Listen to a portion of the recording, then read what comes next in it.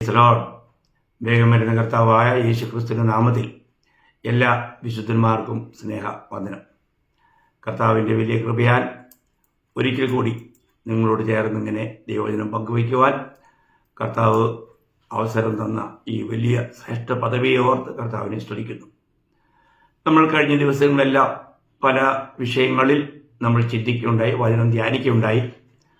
നമ്മൾ കേൾക്കുന്ന വചനങ്ങളെല്ലാം നമുക്ക് മനസ്സിലാവുന്നുണ്ടോ? നമുക്കത് ഗ്രഹിക്കാൻ കഴിയുന്നുണ്ടോ?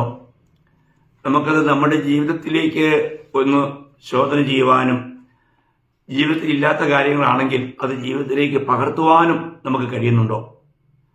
നമുക്കറിയാം, കർത്താവ് അനേക ഉപമകൾ പറയുകയുണ്ടായി. അങ്ങനെ ഉപമകളിലൂടെയാണ് അനേക കാര്യങ്ങളും കർത്താവ് ജനത്തെ പഠിപ്പിച്ചത്. അപ്പോൾ മത്തായിയുടെ സുവിശേഷം 13-ാം അധ്യായം അത് സ്വർഗരാജ്യത്തെക്കുറിച്ചുള്ള 7 ഉപമകളുടെ ഒരു നീണ്ട അധ്യായമാണ്. ഈ 7 ഉപമകൾ പറഞ്ഞു കഴിഞ്ഞിട്ട് കർത്താവ് ചോദിക്കുന്ന ഒരു ചോദ്യമുണ്ട്. ആ ചോദ്യമാണ് ഇന്നത്തെ നമ്മുടെ പ്രശസ്ത വിഷയമെന്ന് പറയുന്നത്. അതെന്താണെന്ന് ചോദിച്ചാൽ, മത്തായിയുടെ സുവിശേഷം 13-ാം അധ്യായം അതിൻ്റെ 51-ാം വാക്യമാണ്. ഇതെല്ലാം ഗ്രഹിച്ചുവോ? ഇതെല്ലാം ഗ്രഹിച്ചുവോ? നോക്കണേ, ഇതെല്ലാം ഗ്രഹിച്ചുവോ? നമ്മളിത് ഗ്രഹിക്കണം. നമ്മൾ കേൾക്കുന്ന കാര്യങ്ങൾ നമുക്ക് ഗ്രഹിക്കാൻ കഴിയുന്നുണ്ടോ? ദൈവം നമ്മളോട് പറയുന്ന ഈ കാര്യങ്ങൾ നമ്മൾ ഗ്രഹിച്ചില്ല എങ്കിൽ, അല്ലെ, പലപ്പോഴും പലരും പറയാറുണ്ട്, ഞങ്ങൾക്കൊന്നും മനസ്സിലായില്ല, ഞങ്ങളൊന്നും ഗ്രഹിച്ചില്ല. അങ്ങനെയാണെങ്കിൽ അത് കേട്ടതുകൊണ്ട് നമുക്ക് എന്ത് പ്രയോജനം?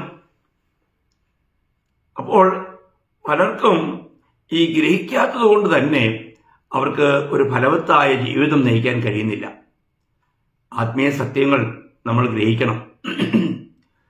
ദൈവത്തിൻ്റെ ഈ വചനങ്ങളെ ഗ്രഹിക്കുക എന്നുള്ളത് തന്നെ അവിടെ അതിൻ്റെ 13-ാം അധ്യായത്തിൻ്റെ 11-ാം വാക്യത്തിൽ കർത്താവ് പറഞ്ഞു, പിന്നെ സ്വർഗരാജ്യത്തിൻ്റെ മർമ്മങ്ങളെ അറിയുവാൻ നിങ്ങൾക്ക് വരം ലഭിച്ചിരിക്കുന്നു. കണ്ടോ? അപ്പോൾ ഇതൊരു ദൈവത്തിൻ്റെ വലിയൊരു കൃപയാണ്.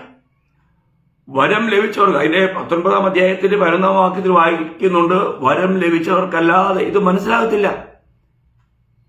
അപ്പോൾ ദൈവത്തിന്റെ വചനം ഗ്രഹിക്കുവാൻ തക്കവണ്ണം ദൈവത്തിന്റെ വരം ലഭിച്ചവരെ യഥാർത്ഥത്തിൽ ദൈവമക്കൾ, അവർക്ക് ദൈവം ആ ഒരു വലിയ കൃപ കൊടുത്തിട്ടുണ്ട്. നമ്മൾ ഒരു കാര്യം മനസ്സിലാക്കേണ്ടത്, നമ്മൾ ഗ്രഹിച്ചില്ല എങ്കിൽ അതിന്റെ വലിയ തീരാനഷ്ടം. നമ്മൾ വചനം കേട്ടിട്ട് നമ്മളത് ഗ്രഹിച്ചില്ല എങ്കിൽ നമുക്ക് നമ്മുടെ ജീവിതത്തിലേക്ക് ഒരിക്കലും നമുക്ക് ആക്കി തീർക്കാൻ കഴിയില്ല.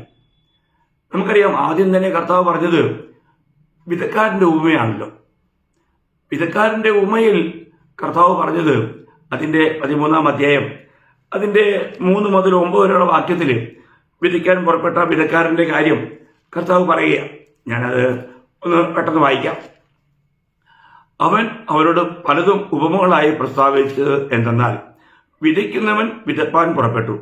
വിതയ്ക്കുമ്പോൾ ചിലത് വഴിയരികെ വീണു, പറവകൾ വന്ന് അത് തിന്നുകളഞ്ഞു. ചിലത് പാറസ്ഥലത്ത് ഏറെ മണ്ണില്ലാത്ത ഇടത്ത് വീണു. മണ്ണിന് താഴ്ചയില്ലായകയാൽ ക്ഷണത്തിൽ മുളച്ചു വന്നു. സൂര്യൻ ഉദിച്ചാറെ ചൂട് തട്ടി വേറില്ലായകയാൽ അത് ഉണങ്ങിപ്പോയി. മറ്റു ചിലത് മുള്ളിനിടയിൽ വീണു. മുള്ളു മുളച്ച് വളർന്ന് അതിനെ ഞെരുക്കിക്കളഞ്ഞു. മറ്റു ചിലത് നല്ല നിലത്ത് വീണു. 100, 60, 30 മേനിയായി വിളഞ്ഞു. ചെവിയുള്ളവൻ കേൾക്കട്ടെ. അപ്പോൾ ഇവിടെ വളരെ ശ്രദ്ധാർഹമായിരിക്കുന്ന ഒരു വലിയ കാര്യം ഇവിടെ കർത്താവ് പറയുക. ദൈവത്തിൻ്റെ വചനം കേൾക്കുന്നവരിലുണ്ടാകുന്ന അനുഭവമാണ്. അപ്പോൾ എവിടെയാണെങ്കിലും ഈ 4 പ്രകാരത്തിലുള്ള ജനങ്ങൾ നിശ്ചയമായിട്ട് നമുക്ക് കാണാൻ കഴിയും. അപ്പോൾ ചിലരിൽ വഴിയരികെ വിധിക്കപ്പെട്ട വിത്ത് പോലെയാണ്. അപ്പം വഴിയരികെ വിധിക്കപ്പെട്ട എന്ത് സംഭവിച്ചു? അത് പറവകൾ വന്ന് അത് തിന്നുകളഞ്ഞ പറവകൾ. നോക്കണം, ഈ പറവകളെക്കുറിച്ച് ഇതേ ഉപമയുടെ വ്യാഖ്യാനം കർത്താവ് അതിന്റെ 18 മുതൽ 23 വരെയുള്ള വാക്യങ്ങൾ പറയുന്നുണ്ട്. അപ്പൊ അവിടെ പറയുമ്പോൾ ഈ പറവ ആരാണെന്ന് അതിന്റെ 19-ാം വാക്യത്തിൽ കർത്താവ് പറഞ്ഞു, ഒരുത്തന്റെ ആയത്തിന്റെ വചനം കേട്ടിട്ട് ഗ്രഹിക്കാൻ ഞാൻ ദുഷ്ടൻ വന്ന് അവന്റെ ഹൃദയത്തിൽ വിധിക്കപ്പെട്ടത് എടുത്തു കളയുന്നു.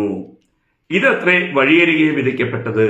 അപ്പോൾ ഇവിടെ പറഞ്ഞിരിക്കുന്നത് ദുഷ്ടൻ വന്നെന്ന. ദുഷ്ടൻ, അപ്പോൾ ദുഷ്ടൻ എന്ന് പറയാൻ നിങ്ങൾക്ക് അറിയാമല്ലോ, അതിനെ ഒന്നുകൂടെ വ്യക്തമാക്കി പറഞ്ഞാൽ ലൂക്കോസിന്റെ സുവിശേഷം 8-ാം അധ്യായം 12-ാം വാക്യത്തിൽ പറഞ്ഞിട്ടുണ്ട്, പിശാച് വന്ന് എടുത്തു കളഞ്ഞു. ഇബിലീസ് പിശാച് വന്ന് അവന്റെ ഹൃദയത്തിൽ വിധിക്കപ്പെട്ട് എടുത്തുകൊണ്ട് പോയി. നോക്കണേ ദൈവമക്കളെ, നമ്മുടെ ജീവിതത്തിൽ നമുക്ക് ദൈവത്തിന്റെ വചനം നമുക്ക് കേട്ട് ഗ്രഹിക്കാൻ കഴിയുന്നില്ല എങ്കിൽ അത് ദുഷ്ടൻ എടുത്തു മാറ്റും. നമ്മളറിയാം, ഞാൻ കഴിഞ്ഞ ദിവസം പറഞ്ഞു, നമ്മൾ വചനത്തിന്റെ കാവൽക്കാരായിരിക്കണം. വചനം ഒരിക്കലും മോഷ്ടിക്കപ്പെടാൻ ഇടയാകരുത്. ശത്രു എപ്പോഴും നമ്മളിൽ നിന്ന് അകറ്റാൻ ആഗ്രഹിക്കുന്ന ഒരു കാര്യം ദൈവത്തിന്റെ വചനമാണ്. വചനം എന്ന് പറഞ്ഞാൽ ക്രിസ്തുവാ. അപ്പോൾ വചനം നമ്മുടെ ഉള്ളിലില്ലെങ്കിൽ കർത്താവ് നമ്മുടെ ഉള്ളിലില്ലെന്ന് തന്നെയല്ലേ? വചനം ജഡമായി തീർന്നവനാണ് നമ്മുടെ കർത്താവായ യേശു ക്രിസ്തു. അപ്പോൾ നമുക്ക് ഇന്ന് ദൈവത്തിന്റെ വചനം നമ്മുടെ ഹൃദയങ്ങളിൽ ഹൃദ്യസ്ഥമാക്കുക എന്നുള്ളത് എത്ര വിലപ്പെട്ട കാര്യമാണ് ദൈവമക്കളെ. ഈ വചനം ഇന്ന് നമ്മളിൽ ഹൃദ്യസ്ഥമായിട്ടുണ്ടോ? തിരുവചനം നമ്മൾ കൊളോസ്യ ലേഖനം 3-ാം അധ്യായം 16-ാം വാക്യം വായിക്കുമ്പോൾ മലയാളത്തിൽ അതിന്റെ അവസാനവും ഹിന്ദിയിൽ അതിന്റെ ആദ്യവുമാണ്. ക്രിസ്തുവിന്റെ വചനം ഐശ്വര്യമായി നിങ്ങളുടെ ഹൃദയത്തിൽ വസിക്കട്ടെ. ഈ ദൈവവചനം ധാരാളമായിട്ട് നമ്മുടെ ഹൃദയത്തിൽ വസിക്കണം. നമ്മൾ ഇന്ന് ഹൃദയത്തിൽ ദൈവത്തിന്റെ വചനം നമ്മളിൽ ഐശ്വര്യമായി വസിക്കുന്നുണ്ടോ? നമുക്ക് ഈ വചനം വസിക്കുന്നതിന്റെ പ്രാഗൽഭ്യം, അതിന്റെ ശ്രേഷ്ഠത നമ്മൾ മനസ്സിലാക്കണം. തന്നിൽ വിശ്വസിച്ച യഹൂദന്മാരോട് കർത്താവ് പറഞ്ഞൊരു കാര്യം യോഹന്നാൻ 8:31-32 വാക്യങ്ങൾ വായിക്കുന്നുണ്ട്. തന്നിൽ വിശ്വസിച്ച യഹൂദന്മാരോട് യേശു, എന്റെ വചനത്തിൽ നിലനിൽക്കുന്നുവെങ്കിൽ നിങ്ങൾ വാസ്തവമായി എന്റെ ശിഷ്യന്മാരായി സത്യം അറിയുകയും സത്യം നിങ്ങളെ സ്വതന്ത്രമാക്കുകയും ചെയ്യും എന്ന് പറഞ്ഞു. അപ്പോൾ നമ്മൾ വചനം നമ്മുടെ ഹൃദയത്തിൽ വസിക്കുക മാത്രമല്ല, നമ്മൾ വചനത്തിൽ നിൽക്കണം.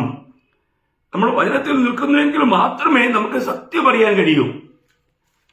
നമുക്ക് സത്യം അറിയാൻ ആഗ്രഹമുണ്ടെങ്കിൽ നമ്മൾ വചനത്തിൽ നിൽക്കുന്നവരായിരിക്കണം.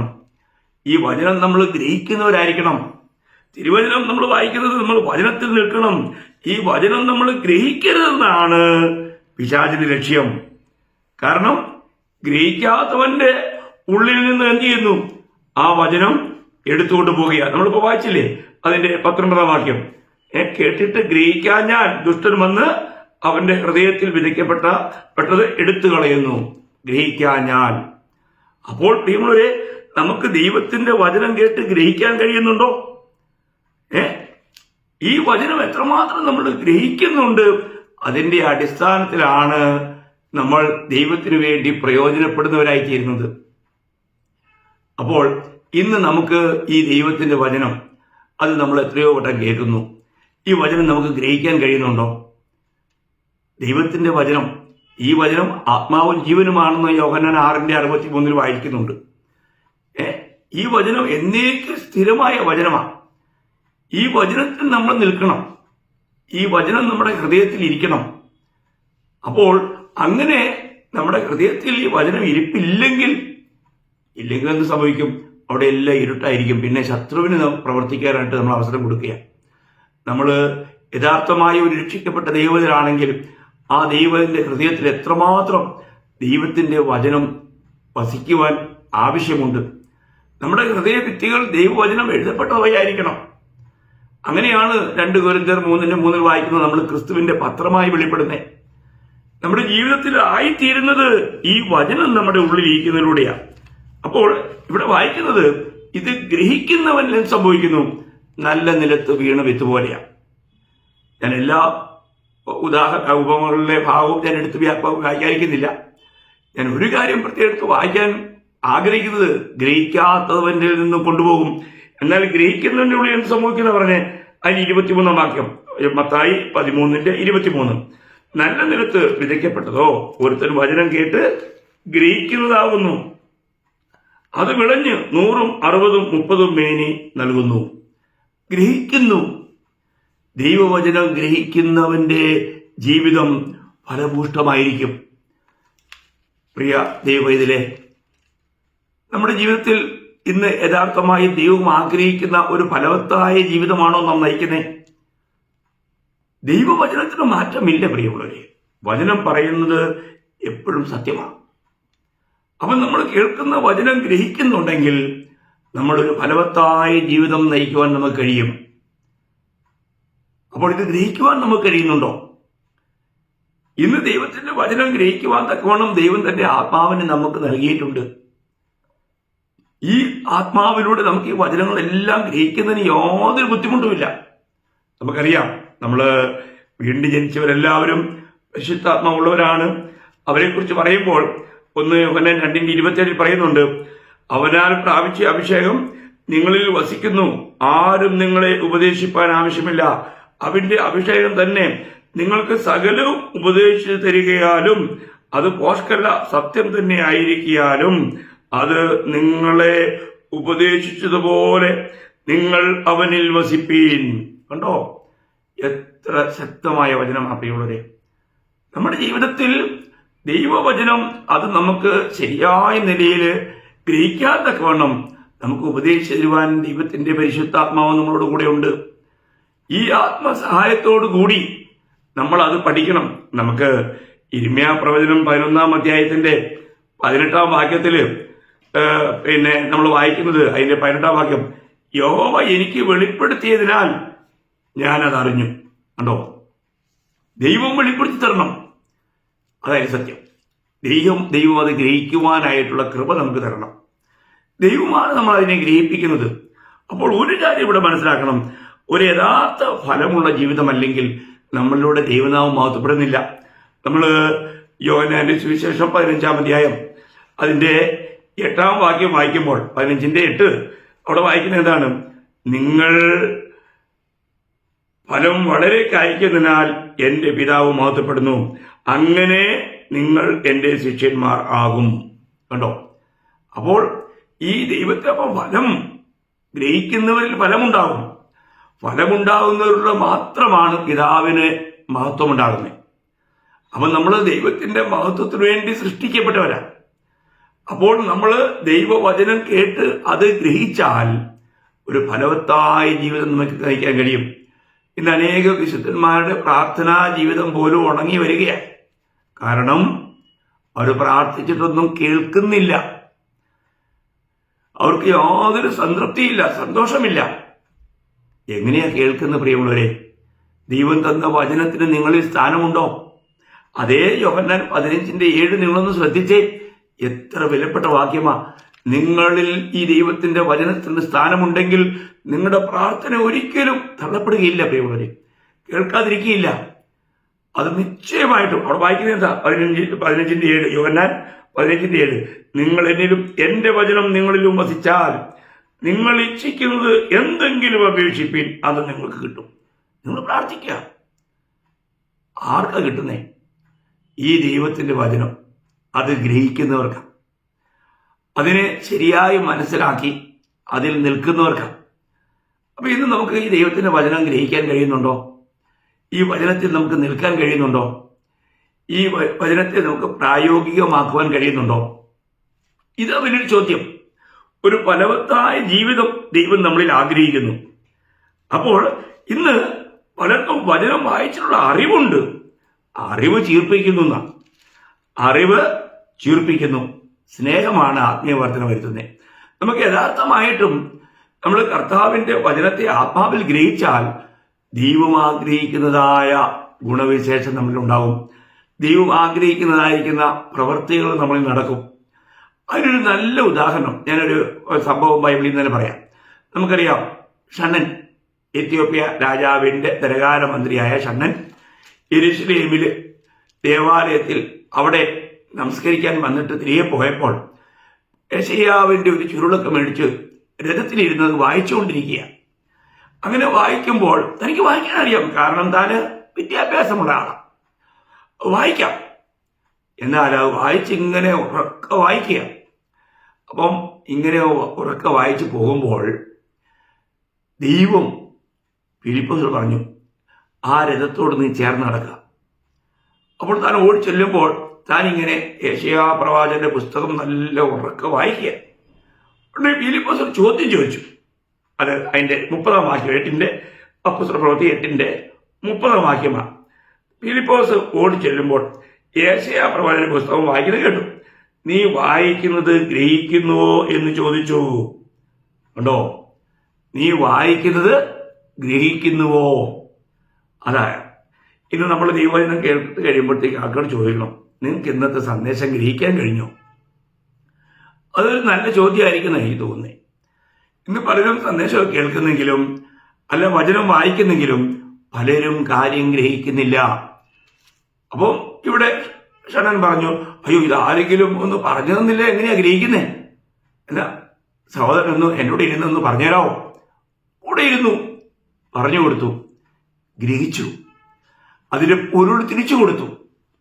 യേശുക്രിസ്തുവിനെ കുറിച്ചുള്ള യഥാർത്ഥമായ വിശേഷം ആ ഭാഗത്തെ ഉദ്ധരിച്ചുകൊണ്ട് ഫിലിപ്പോസ് ഷണ്ണനോട് പറഞ്ഞപ്പോൾ ഷണ്ണൻ പറയുകയാണ്, അയ്യോ ഇതാ അവിടെ വെള്ളമുണ്ട്, എനിക്ക് സ്നാനമേൽക്കണം. ഉടനെ ഫിലിപ്പോസ് പറയുകയാണ്, നീ പൂർണ്ണ ഹൃദയത്തോടെ വിശ്വസിക്കുന്നുവെങ്കിലാകാം. ഉടനെ ഷണ്ണൻ ഏറ്റു പറഞ്ഞു, കർത്താവായ യേശു ക്രിസ്തു ദൈവപുത്രനെന്ന് ഞാൻ പൂർണ്ണ ഹൃദയത്തോടെ വിശ്വസിക്കുന്നു. നോക്കണം, നിങ്ങൾ ആ ഭാഗം അതിന്റെ 35 മുതൽ 38 വരെയുള്ള വാക്യം വായിക്കുമ്പോൾ നിങ്ങൾക്ക് ഇതൊക്കെ കാണാമല്ലോ. നമ്മൾ ശ്രദ്ധിക്കണം, ഫലമുണ്ടായി. നമ്മളൊരു വചനം നമുക്ക് ഗ്രഹിപ്പിച്ചു കൊടുക്കുവാൻ കഴിഞ്ഞാൽ ഫലമുണ്ടാകും പ്രിയമുള്ളവരെ. ഇതാണ് ശരിയായ ഒരു ശുശ്രൂഷ. നമുക്ക് മറ്റുള്ളവരോട് ദൈവത്തിന്റെ വചനം ഗ്രഹിപ്പിച്ചു കൊടുക്കുവാനായിട്ട് നമുക്ക് കഴിയണം. അപ്പൊ ഈ വചനം നമുക്ക് ശരിക്കും വേണ്ടുമണ്ണം ഗ്രഹിപ്പിക്കുവാൻ കഴിയുള്ളൂ. നമ്മൾ ഗ്രഹിച്ചെങ്കിലല്ലേ നമുക്ക് ഗ്രഹിപ്പിക്കാൻ കഴിയൂ. ഇന്ന് എത്രയോ രീതിയിൽ അല്ലേ ആ ജനങ്ങള് ഈ വചനം അത് ഗ്രഹിക്കുന്നില്ല. പൗലോസ്ലീഹ തിമോഥെയോസിനോട് പറയുമ്പോഴത്തേക്ക് പറയുന്ന വളരെ വിലപ്പെട്ട ഒരു കാര്യം ഞാൻ നിങ്ങളുടെ ശ്രദ്ധയിൽപ്പെടുത്താം. ഏതൊരു രക്ഷിക്കപ്പെട്ട ദൈവവചനം അല്ല ദൈവവചനം പഠിപ്പിക്കുന്നവർ ഗ്രഹിപ്പിക്കുന്ന കാര്യത്തിൽ അവർക്ക് വളരെയധികം ഉത്സാഹമുണ്ടായിരിക്കണം. ഇവിടെ 1 തിമോത്തി 4-ാം അധ്യായം 6-ാം വാക്യം, ഇത് സഹോദരന്മാരെ ഗ്രഹിപ്പിച്ചാൽ നീ അനുസരിച്ച വിശ്വാസത്തിന്റെയും സതുപദേശത്തിന്റെയും വചനത്താൽ പോഷണം ലഭിച്ച് ക്രിസ്തുയേശുവിന് നല്ല ശുശ്രൂഷകനാകും. അപ്പോൾ ക്രിസ്തുയേശുവിന്റെ ഒരു നല്ല ശുശ്രൂഷകൻ ആരായിരിക്കണം?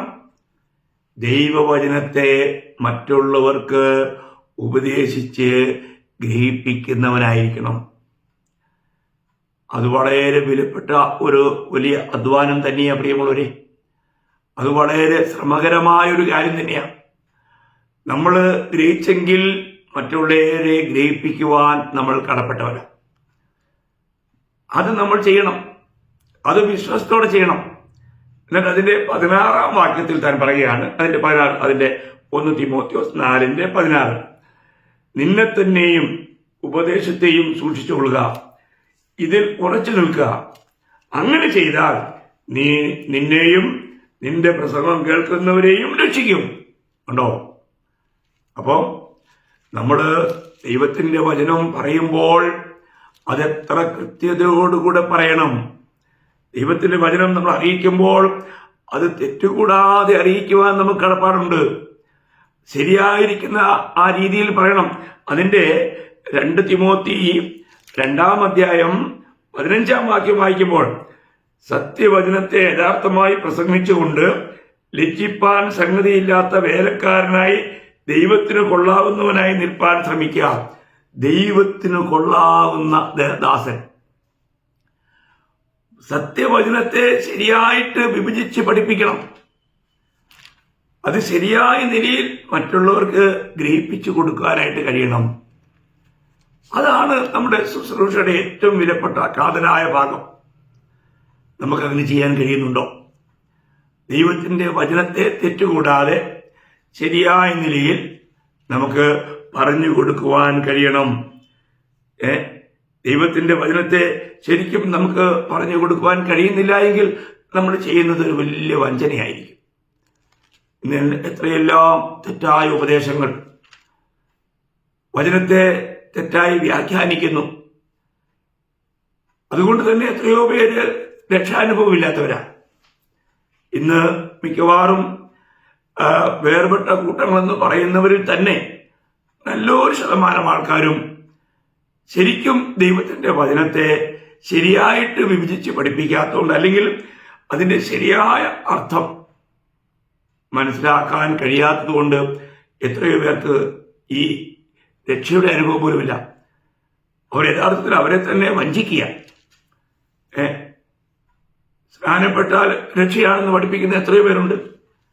സ്നാനം ആവശ്യമാണ്, പക്ഷേ അത് രക്ഷിക്കപ്പെട്ടവർക്കാണെന്നുള്ളതാണ് അതിന്റെ യാഥാർത്ഥ്യം. എന്നാൽ ഈ സ്നാനപ്പെട്ടാൽ മതി എന്ന് പറഞ്ഞുകൊണ്ട് രക്ഷിക്കപ്പെടാത്തവരെയും വെള്ളത്തിൽ പൊക്കി വിടും. അവസാനം അവരൊരു സാക്ഷ്യമുണ്ടോ? അവർക്കൊരു മാനസാന്തരം ഉണ്ടായോ? അവർക്കൊരു അനുതാപം ഉണ്ടായോ? അവർ ക്രിസ്തുമായിട്ട് എന്തെങ്കിലും ഒരു ബന്ധമുണ്ടോ? ഒന്നുമില്ല. അവർക്ക് വചനം വായിച്ചാൽ ഗ്രഹിക്കാൻ പറ്റുമോ? ഇല്ല. കാരണം അവർ ആത്മാവിൽ വീണ്ടും ജനിച്ചില്ല. അപ്പോൾ എന്തെങ്കിലുമൊക്കെ കണ്ടും കേട്ടും അതിന് ശരിയായിരിക്കുന്ന വചനം മനസ്സിലാക്കാതെ, അത് ഗ്രഹിക്കാതെ ഒരു പ്രയോജനവുമില്ലാത്ത ഒരു ജീവിതം. ഒരിക്കൽ എന്നോട് ഒരു സഹോദരൻ പറഞ്ഞു, ഞാൻ 10,000-ലധികം പേരെ സ്നാനപ്പെടുത്തി. എനിക്ക് വലിയ അതിശയം തോന്നി. ഞാൻ അദ്ദേഹത്തോട് ചോദിച്ചു, അവരിൽ എത്ര പേർ രക്ഷിക്കപ്പെട്ടു? അദ്ദേഹത്തിന് സ്നാനപ്പെട്ടവരൊക്കെ രക്ഷിക്കപ്പെട്ടെന്നാണ് തനിക്ക് തൻ്റെ അറിവിൽ ഉണ്ടായിരുന്നത്. എത്രയോ വഞ്ചനാപരമായ കാര്യമാണ് പ്രിയമുള്ളവരെ. നമ്മളൊരു കാര്യം മനസ്സിലാക്കേണ്ടത്, യഥാർത്ഥമായിട്ടും ദൈവത്തിൻ്റെ സത്യവചനത്തെ അത് ശരിയായിട്ട് നമ്മൾ പഠിപ്പിക്കുന്നില്ല എങ്കിൽ കേൾക്കുന്നവർക്ക് അതുകൊണ്ട് യാതൊരു പ്രയോജനം ഉണ്ടായില്ല. അവർക്ക് ഒരു ഫലവത്തായ ജീവിതം നയിക്കുവാൻ കഴിയുകയില്ല. കർത്താവായ യേശുക്രിസ്തുവുമായിട്ട് അവർക്ക് വ്യക്തിപരമായൊരു ബന്ധമില്ലാതെ പോകും.